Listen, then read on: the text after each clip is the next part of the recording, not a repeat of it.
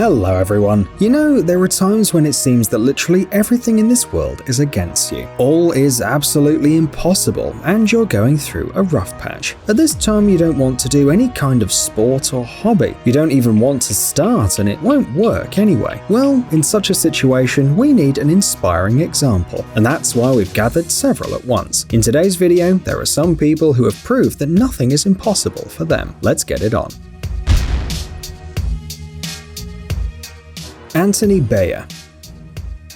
Time goes by, people change, and today, no one's surprised by the unusual hair color or some special way of speaking. But unfortunately, something remains the same. Some students continue to bully the others because of their weight. Born in Queensland, Australia, Anthony Bauer was one of those who was never invited to fancy parties. In his youth, the boy weighed 157 kilograms, wore giant trousers, and had no hope that some girl would like him. Anthony loved fast food, and his portions would have been enough to feed several people at once. Every day he ate 10,000 calories. Add all the soda, and it's very clear that the guy's health wasn't that good. Of course, he was worried about being overweight, but as often as it happens, he just stuck to his problems, and it only got worse. His classmates had been joking about his weight for years, but the most brutal prank happened shortly before graduation. One of the students agreed to go to the school ball with Bauer, and it wasn't just some girl, but the most beautiful girl in the class. The guy just couldn't believe his happiness. He bought a new suit, rented a limousine, and of course was very nervous. But when Anthony got to the girl's house and rang the doorbell, he'd been struck with something unexpected. The beauty opened and said, "I'm sorry, you're too fat to get through the door," and slammed the door in front of him. Despite this cruel prank, Anthony still went to the ball. There he got nothing but a lot of mockery. As a result, the guy got depression, and who knows what his life would have been like. But in 2014, doctors diagnosed the initial state of diabetes. This encouraged Anthony to give up on bad food and take care of himself. And he did it. Bauer, who was once considered the most unattractive guy in school, has changed beyond recognition. He lost 60 kilos and became very handsome.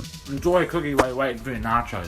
Anthony also started his own business and works as a personal trainer to help other people suffering from obesity. But the most surprising thing happened when his former classmates contacted him. Yes, the same ones who bullied him at school. Among them, there was the same beautiful girl who made a cruel joke about Anthony on prom day. She apologized and asked him out. Bauer didn't tell whether he accepted the girl's offer, but admitted that he was ready to forgive the offender. Forgive, but not forget how cruel she was. However, the guy now has enough candidates for dates, and his Tinder is full with messages.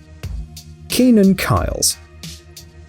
For many, the janitor's work looks like one of the saddest jobs in the world. Well, what do you think? Hard work, limited prospects, collecting the garbage daily from other people without any career opportunities. Just terrible. But the story of a guy named Keenan Kyles proves that things can be different. He worked for many years as a janitor on the ABC7 Chicago TV station. He spent almost a decade on cleaning. Any other man would have given up and accepted that this is the only possible option, but not Kyles. While the guy was cleaning, sweeping, and dusting, he was also dreaming of becoming an opera singer, and for a reason. While the other kids were watching cartoons or doing sports after school, Keenan Kyles was singing. At the age of 8, he joined the Chicago Children's Choir, where he performed until the age of 18, and then even studied music at the Columbia College in Chicago. Alas, it wasn't possible to earn a living by singing, and the guy started to work as a janitor, and he's been patiently chasing his goal for a long time. After almost a decade of hard work and devotion, he was given the opportunity to appear as a guest on the Strahan and Sarah show, and that was a turning point. The hosts were struck by the talent of the janitor, and we can understand them, because Kyles sings fantastically. He ended up performing at Carnegie Hall and gained popularity, even though he was only a 30-year-old janitor. Bin Chu.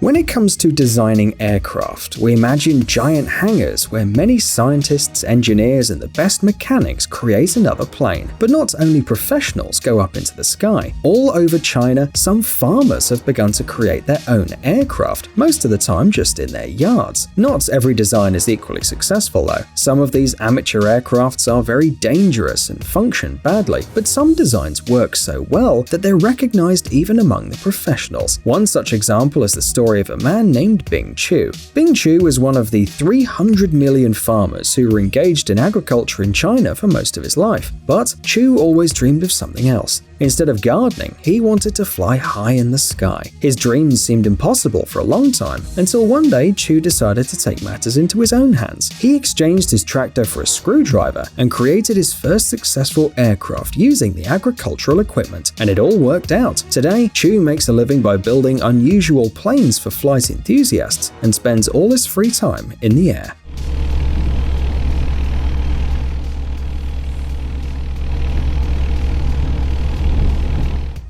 Aitor Franthesina.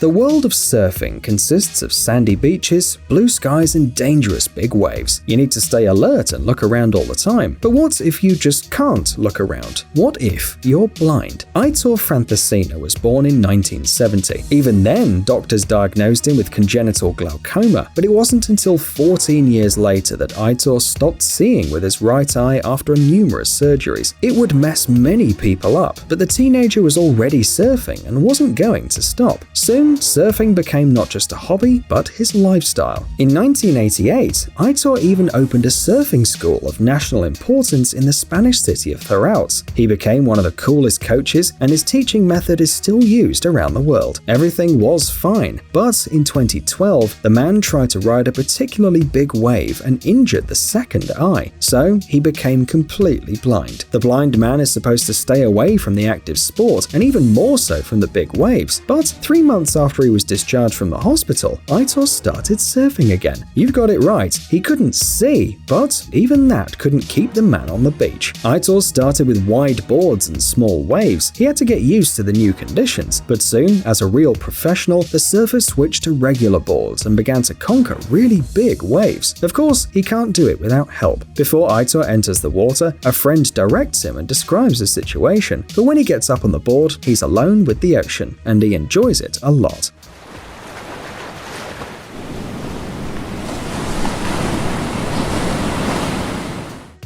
Frédéric Saucet. Of course, racing can be very dangerous, but sometimes the threat is where you don't even expect it.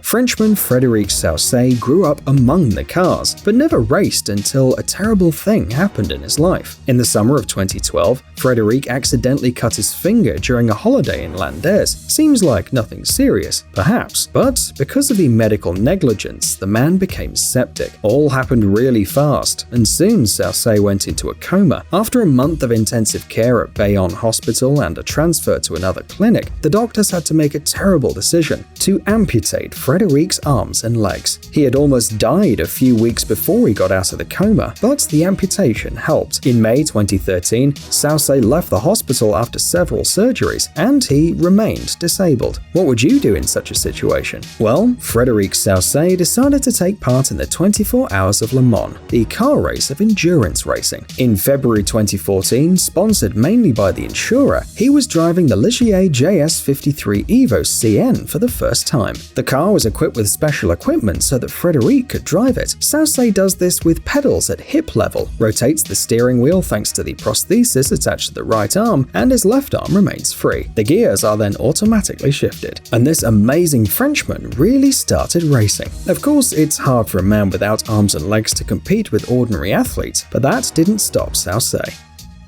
Doug Frutos.